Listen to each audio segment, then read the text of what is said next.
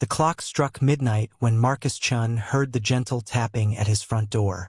Living in the quiet suburbs of Portland, Oregon, unexpected visitors at this hour were unheard of. Marcus set down the accounting books he'd been reviewing, another month of bills that outnumbered the income, and peered through the peephole. A young woman stood on his porch, illuminated by the yellow bug light. She couldn't have been more than 25, with dark curls pulled back in a messy ponytail, wearing a wool coat that had seen better days. What caught Marcus's attention immediately was her obvious pregnancy and the single suitcase at her feet. "Can I help you?" Marcus asked through the door, his hand instinctively moving toward his phone. "I'm here about the room," she said, her voice steady despite the late hour. "I saw your listing online. I know it's inappropriate to come so late, but I just arrived in Portland tonight, and I need a place to stay." Marcus hesitated. His 10-year-old daughter Lily was asleep upstairs, and every protective instinct told him to send the stranger away. But something about the way she held herself, dignified despite her circumstances, made him pause. "The listing said to call first," Marcus said, opening the door slightly. "I tried. Your voicemail was full." She pulled out her phone, showing him the rental listing he'd posted 3 weeks ago in desperation. "I can pay 3 months up front. Cash." That got his attention. 3 months would cover the mortgage, Lily's school expenses, and maybe even fix the heating system before winter really set in. "What's your name?" "Sophia. Sophia Martinez." Marcus studied her face, looking for signs of trouble. His late wife Jennifer had always teased him about being too cautious, too analytical. "You're an accountant, Marcus," she'd say with that brilliant smile of hers. "You weigh every risk before buying milk." But those instincts had kept them safe, kept Lily safe after Jennifer's sudden death from an aneurysm 2 years ago. "It's midnight, Miss Martinez. Why don't you come back tomorrow morning, and we can discuss this properly?" Sophia's composure cracked slightly. "Please. I understand how this looks, but I promise I'm not dangerous. I just need somewhere safe to rest. Just for tonight, and if you're uncomfortable in the morning, I'll leave." No questions asked. Against his better judgment, Marcus found himself stepping aside. "There's a couch in the living room. We'll talk in the morning." As Sophia entered, Marcus noticed she was limping slightly. "Are you hurt?" "Just tired. It's been a long day." She declined his offer of food but accepted a glass of water and a blanket. Marcus retreated upstairs, checking on Lily, peacefully asleep with her stuffed penguin, Mr. Waddles, before returning to his bedroom. He left his door open, just in case, and tried to ignore the voice in his head that said he'd just made a terrible mistake. Morning arrived with the smell of coffee and something else, pancakes. Marcus jolted awake, momentarily disoriented, before remembering his unexpected guest. He hurried downstairs to find Sophia in his kitchen, flipping pancakes with the practiced ease of someone who knew their way around a stove. "I hope you don't mind," Sophia said, gesturing to the stove. "I wanted to thank you for your kindness last night. I found the ingredients in your pantry. I'll replace everything, I promise." "Daddy!" Lily's voice preceded her appearance in the doorway. She stopped short, staring at the stranger in their kitchen. "Who are you?" "Lily, this is Miss Martinez," Marcus said quickly. "She's looking at the rental room." Sophia crouched down to Lily's eye level, a warm smile transforming her tired face. "You can call me Sophia, and you must be Lily. Your dad told me about you." "He did." Lily looked at Marcus suspiciously. Marcus definitely hadn't mentioned his daughter to this stranger. Sophia caught his expression and smiled apologetically. "Well, I saw the drawings on the refrigerator. The one with the family of penguins is particularly impressive." Lily's face lit up. "That's me, Daddy, and Mr. Waddles. We're going to Antarctica someday." "That sounds like an incredible adventure," Sophia said genuinely. Over breakfast, Marcus learned more about his mysterious visitor. Sophia was a chef trained in New York, worked in several high-end restaurants. She'd left her previous situation suddenly, it wasn't safe, was all she'd say about it, and chose Portland because she'd never been here before. Sometimes you need to go somewhere nobody knows you to figure out who you really are, Sophia explained, her hand unconsciously moving to her belly. The baby's father? Marcus asked, then immediately regretted the intrusion. I'm sorry, that's not my business.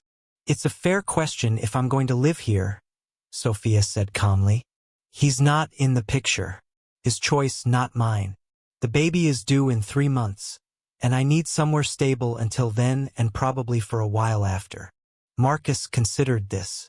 The rental income would be a lifeline, and Sophia seemed genuine. But there were risks. A pregnant woman who could face medical emergencies, the complications of having a newborn in the house, the mystery of what she was running from. Why Portland? Marcus pressed.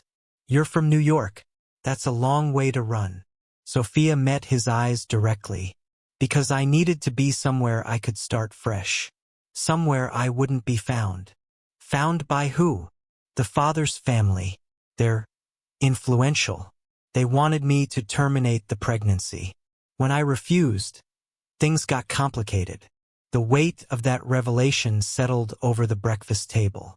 Marcus looked at Lily, who was watching them both with the uncanny perception children possess. If I say yes, Marcus said slowly, I need complete honesty. No surprises, no dangerous people showing up at my door. My daughter's safety is non-negotiable. I understand completely, Sophia said, and I promise, I left that world behind. Nobody knows I'm here. Marcus named his terms. First, last, and security deposit. No guests without approval. Shared kitchen privileges, but she'd need to coordinate meal times. The room above the garage had its own entrance and bathroom, providing some separation from the main house. Sophia agreed to everything, then exceeded the deposit by another $1,000. Consider it a thank you for taking a chance on someone in a difficult situation. The first week was awkward, as any new living arrangement would be. Marcus found himself hyper-aware of sounds from the garage apartment, of Sophia's comings and goings. But gradually a routine emerged. Sophia proved to be an exceptional cook. She'd leave small portions of whatever she made, homemade pasta, artisanal breads, delicate pastries, with notes like, thought Lily might enjoy this, or made extra by accident. Marcus knew the extras weren't accidents, but he appreciated the gesture.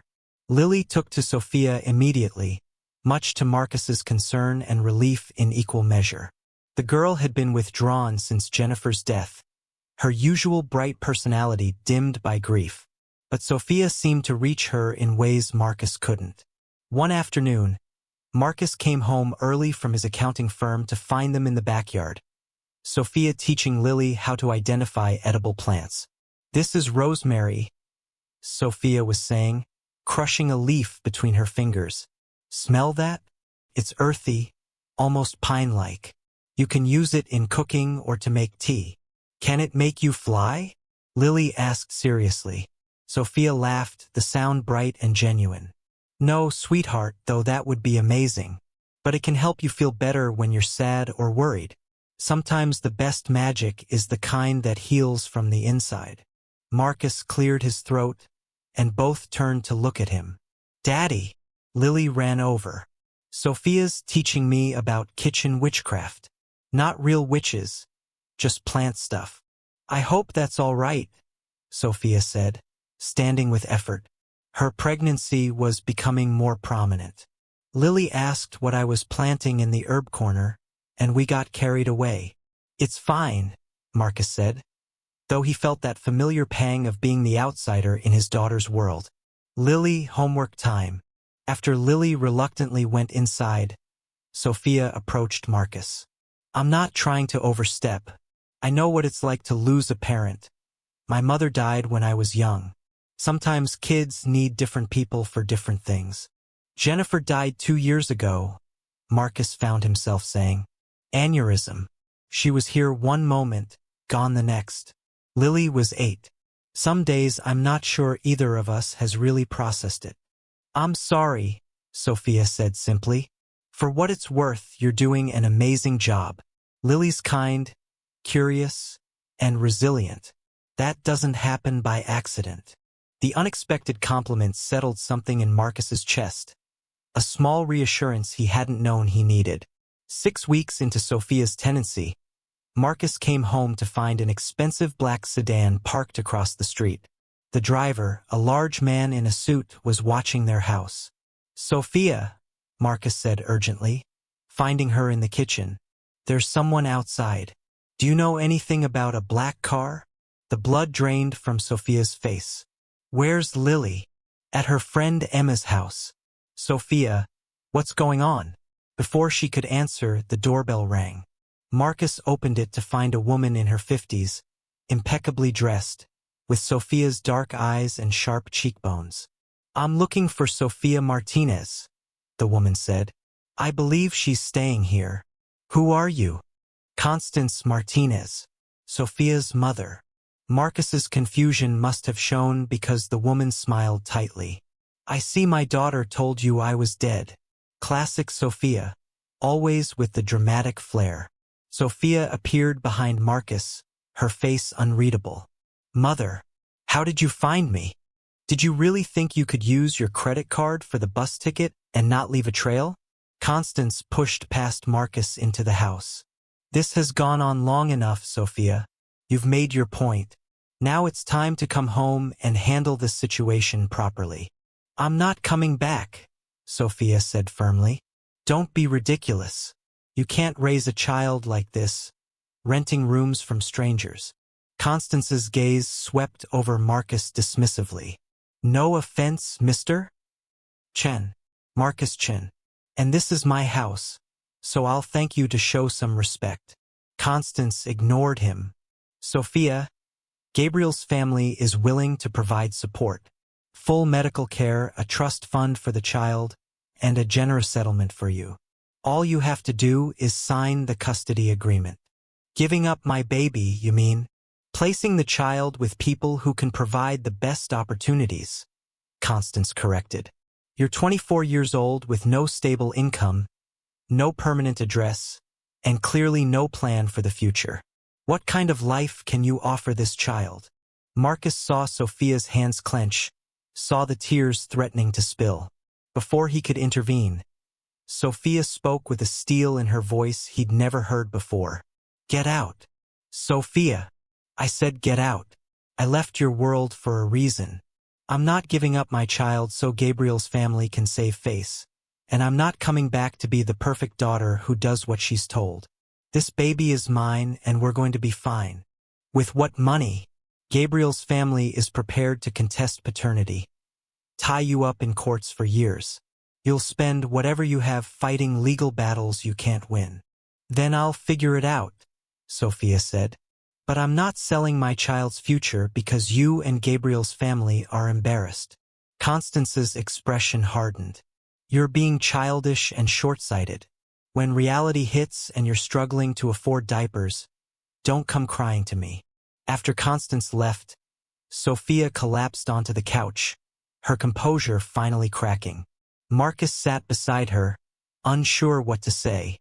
"My mother isn't dead," Sophia finally said. "But she might as well be. When I told her about the pregnancy, she sided with Gabriel's family immediately, said it would ruin my future and theirs. When I refused to terminate, she told me I was on my own. And Gabriel? Heir to a restaurant empire. We met when I was working at one of their flagship locations. I thought he loved me." Her laugh was bitter. "Turns out I was just an interesting distraction. When I got pregnant, he offered me money to take care of it. When I refused, his family's lawyers started calling. The influential family you mentioned, the Romano family, they own dozens of high-end restaurants across the country. Gabriel's grandfather built the empire from nothing, and they protect their reputation viciously. A pregnant chef with no family support? I'm a PR problem, not a person." Marcus processed this information. "The money you've been paying me, Where did it come from?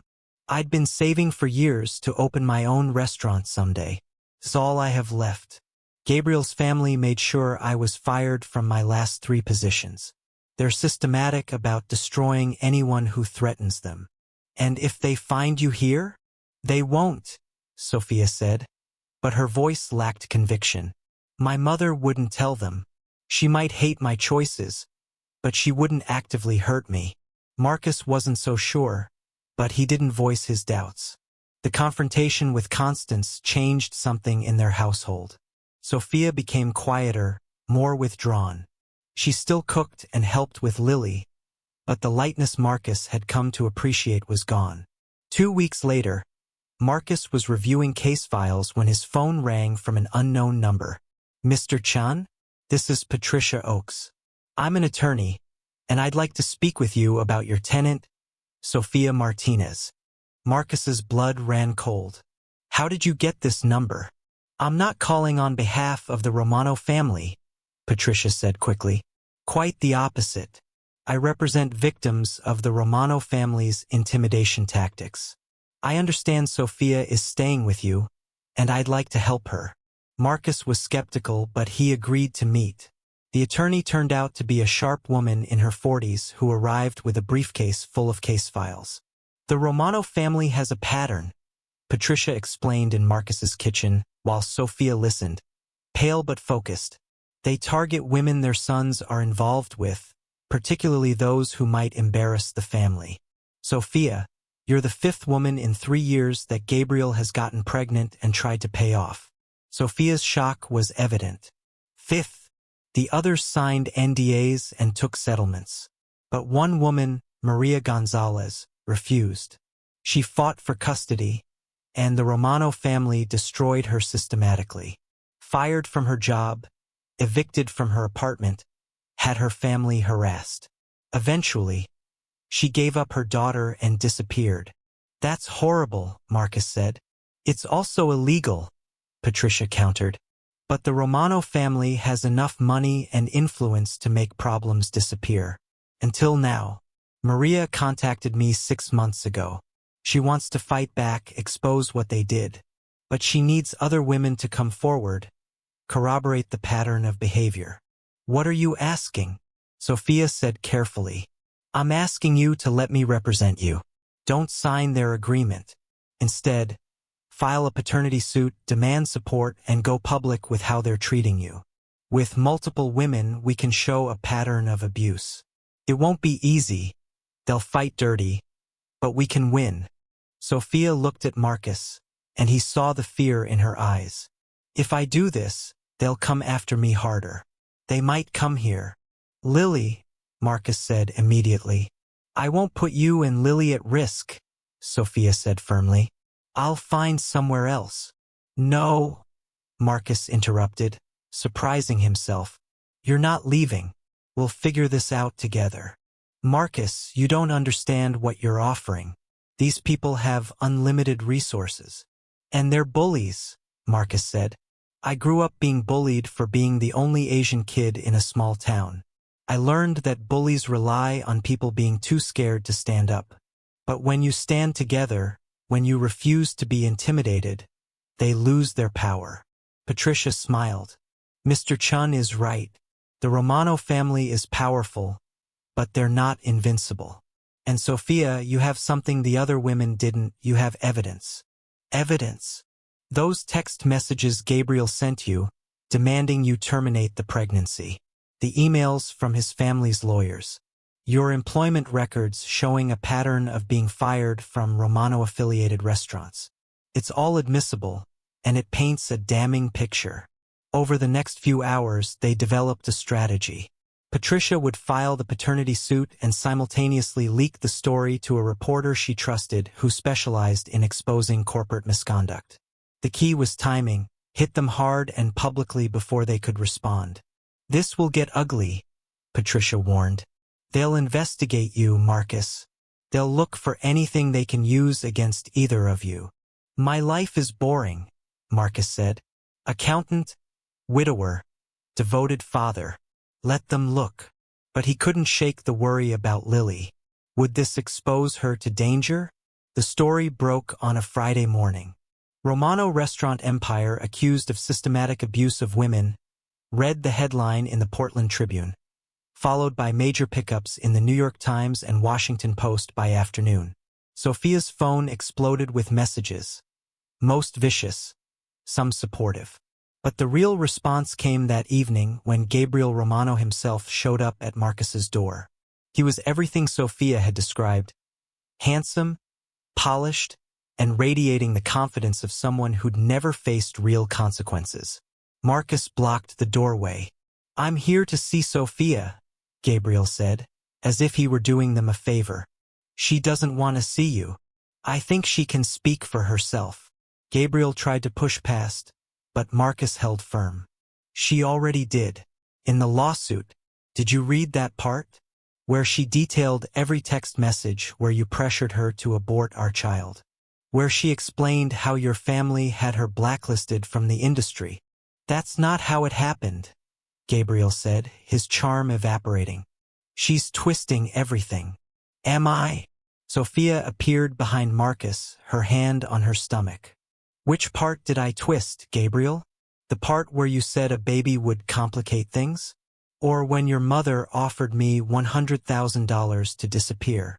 We were trying to help you. You had no business keeping that baby. You're broke, homeless." "I have a home," Sophia interrupted. "I have people who care about me. What do you have besides your family's money and reputation?" Gabriel's face twisted. "You'll regret this. My family will bury you. We'll prove you're an unfit mother. Take the baby, and you'll end up with nothing." "Get off my property," Marcus said coldly. "And if you come back, I'm calling the police." After Gabriel left, Marcus found Sophia shaking in the kitchen. "He's right. They'll destroy me. What if I lose her?" Her hand pressed against her belly. "What if they prove I'm unfit?" "They won't," Marcus said with more confidence than he felt. "Because you're not alone." The next few weeks were brutal. The Romano family's lawyers filed countersuits, alleging that Sophia had entrapped Gabriel, that she was a gold digger seeking to exploit the family's wealth. Private investigators started following Marcus, photographing him and Lily, looking for anything scandalous. The stress took its toll on Sophia. She started having contractions at 36 weeks, preterm labor that landed her in the hospital. Marcus sat beside her bed, holding her hand while doctors worked to stop the contractions. "I'm sorry," Sophia whispered. "I brought this chaos into your life." "Stop," Marcus said gently. "You brought more than chaos. You brought laughter back into this house. You helped Lily heal. You reminded me that family isn't just about blood.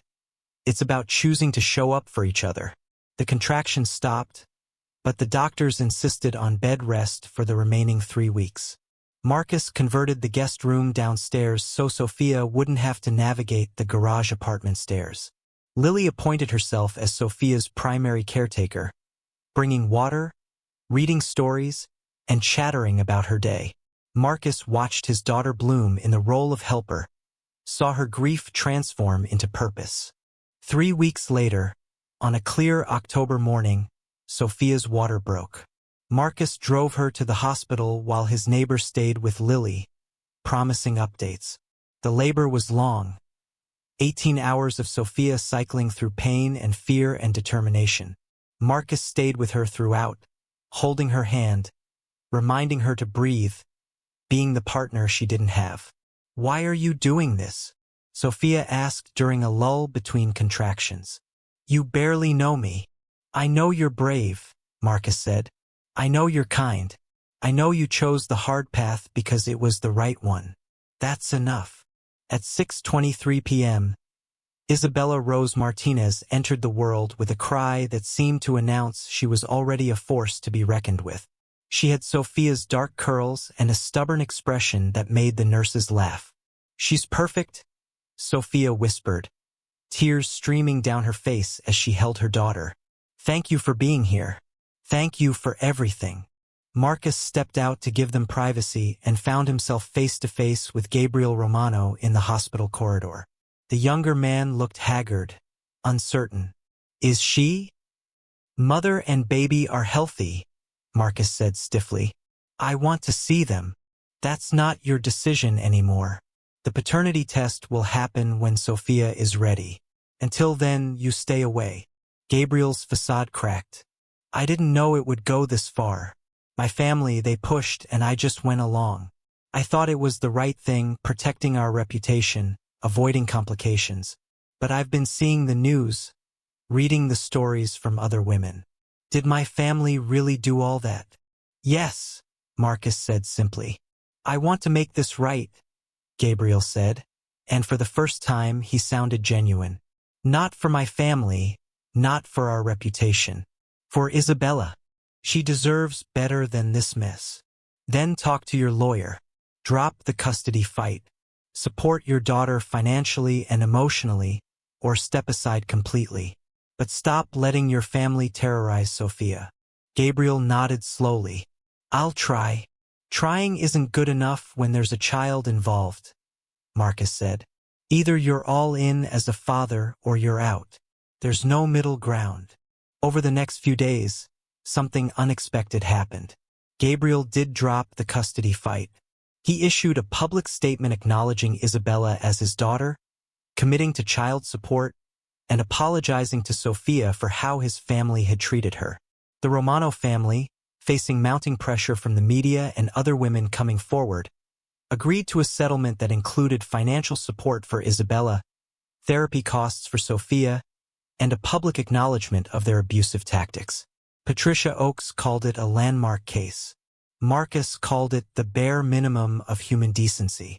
6 months after Isabella's birth, Marcus stood in his kitchen making pancakes. A Saturday morning tradition now. Lily was teaching Isabella patty cake in her high chair while Sophia reviewed paperwork for her new business venture. With the settlement money and a small business loan, Sophia was opening a restaurant. Not something grand or flashy, but a community kitchen that would offer cooking classes, affordable meals, and job training for women re-entering the workforce. The Martinez Kitchen, Sophia had named it, a place for second chances. Gabriel visited once a month, awkward but trying. He brought gifts, asked questions about Isabella's development, and gradually built a relationship with his daughter. It would never be traditional, but it was something. Daddy, Lily said one morning, is Sophia going to live here forever?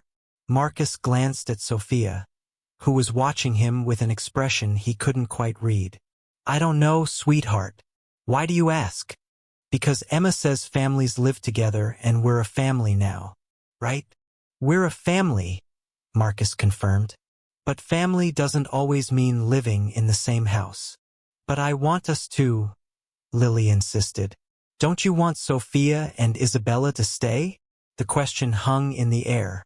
Marcus realized that sometime in the past 9 months, Sophia had stopped being his tenant and had become something else entirely. She was the first person he wanted to tell when something good happened, the one whose opinion mattered when making decisions about Lily, the woman who made his house feel like a home again. I do want them to stay, Marcus admitted. But that's up to Sophia. Sophia set down her papers, her eyes bright. Marcus, can we talk? They stepped into the backyard, leaving the girls with their breakfast. The October air was crisp, carrying the scent of fallen leaves and possibility. I've been offered a space for the restaurant, Sophia said. It's perfect, good location, reasonable rent, everything I need. But it's across town, which means you'd need to move closer, Marcus finished. Or, Sophia said slowly, I could stay here, if that's something you'd want. I know this started as a business arrangement, but it's become so much more. You and Lily, you've given me more than a place to live. You've given me a family. Marcus took her hands. I don't want you to stay out of convenience or gratitude. That's not why I'd be staying, Sophia said. I'd be staying because somewhere between midnight pancakes and hospital vigils, I fell in love with you, both of you, this weird, wonderful family we've built. It's everything I never knew I needed. I love you too, Marcus said, the words feeling both terrifying and right. I didn't think I'd ever feel this way again after Jennifer died. But you didn't replace her. You helped me remember that love doesn't run out. There's always room for more. Their kiss was interrupted by Lily's delighted squeal from the kitchen window. I knew it. Emma owes me her dessert. Were you betting on us? Marcus called out, trying to sound stern but unable to stop smiling. Obviously, Lily said. You're both pretty obvious about it.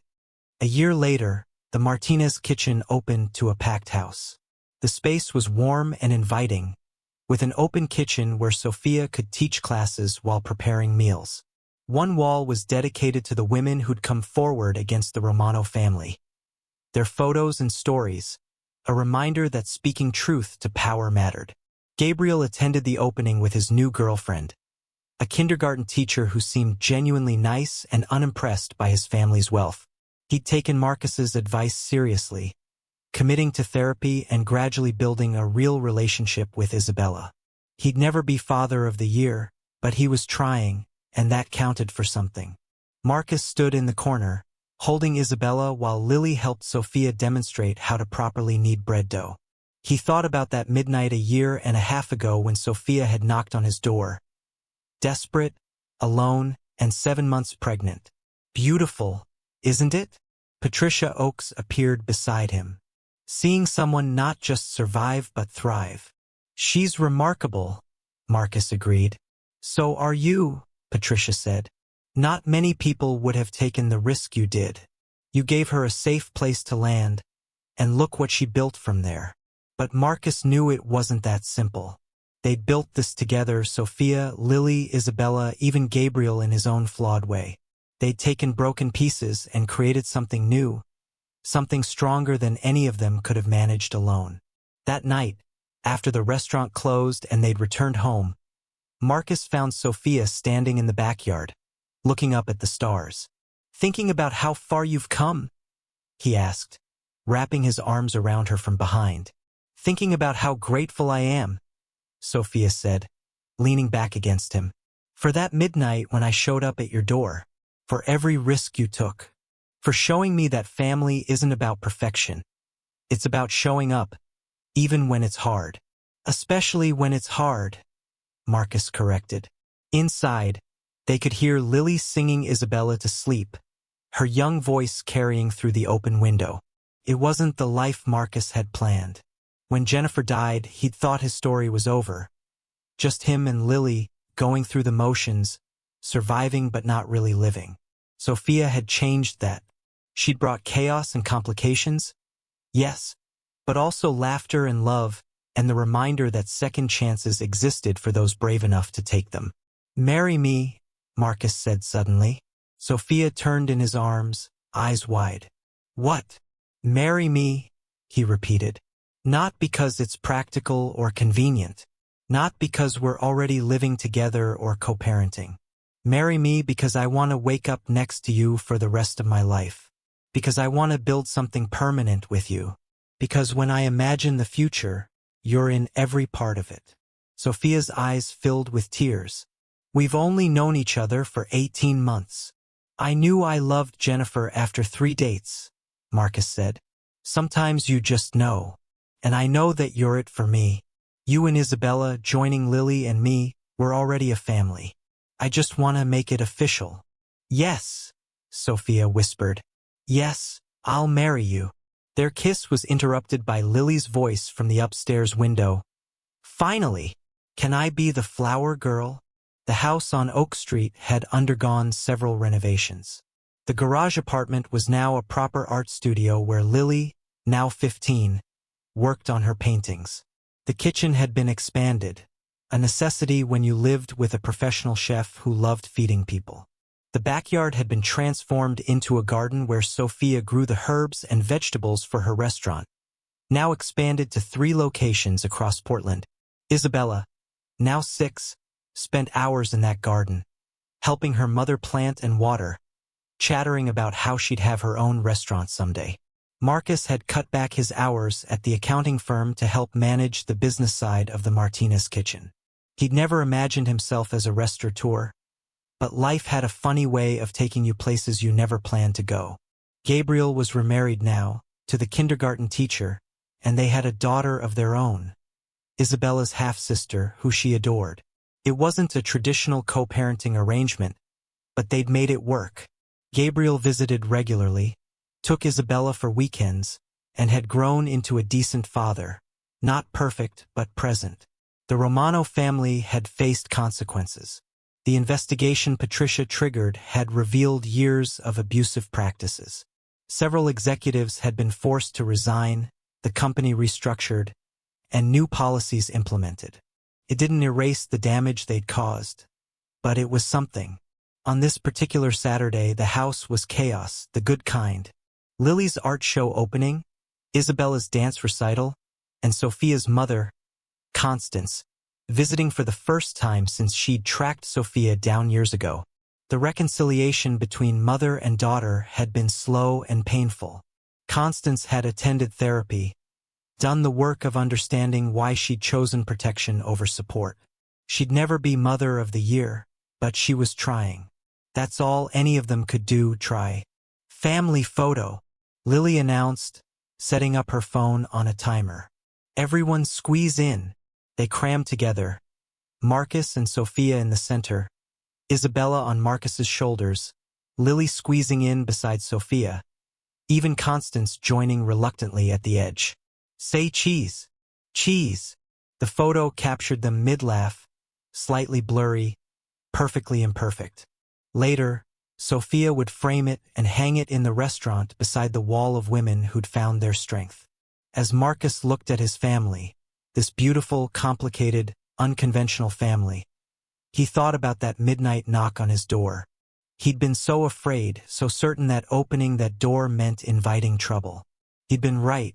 Sophia had brought complications and challenges and moments of genuine fear. But she'd also brought love and laughter and the reminder that sometimes the best things in life come from the chances you take on people. "What are you thinking about?" Sophia asked later, when the chaos had settled and they were alone in their bedroom. "That I'm glad you knocked on my door," Marcus said simply. Sophia smiled, the same smile that had first made him think she might be worth the risk. "Me too. Though next time I run away from a billionaire family, maybe I'll call ahead." "Please do," Marcus laughed. "My heart can't take another midnight surprise." But as they drifted off to sleep, Marcus knew he'd open that door again in a heartbeat. Because some strangers aren't really strangers at all. They're family waiting to be found.